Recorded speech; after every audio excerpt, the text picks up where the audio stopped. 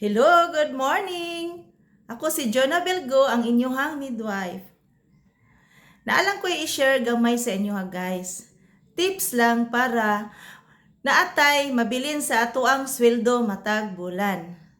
So, tips number 1. Kung sa ato ang sweldo, example, aduna kitay sweldo nga 30,000 a month. Kuhaan pa na siya nato og 10%. Sweldo minus 10%. So, ang ato ang nabilin, mo na to ato ang iset aside pangbayad sa kuryente, pangonsumo, at bayad tubig, groceries. So, ang mabilin ato guys, mo na to siya extra. So, naigamay, pwede ta mangaon sa gawas, pwede ta mangaon dito sa restaurant, char. Bitaw. Kung naay mabilin sa ato ang income. So, dili ta magpataka o gasto. Sa ako ang part, wala man ko nagkinuripot. Ako lang set aside ang ako ang kwarta.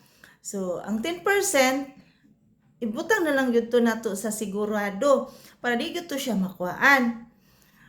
Ato yung ihuna-hunaon nga, napalit na po to nato. Kaya ang 10% sa 30,000 mo nang 3,000. So, kanang 3,000 mo na akong ginatago. Pero depende na po na sa inyo ha kung mukha ba mo 5%, 3%. Depende mo na sa ato ang panghinahanglan sa balay. Basta naalang yun tayo i-set aside nga percentage sa atong sweldo.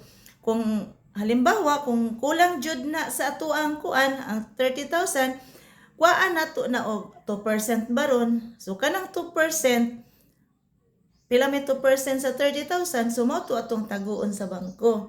Pero sa kuha, ginakuha na ko 10% ang kuan, matag bulan sa akong income.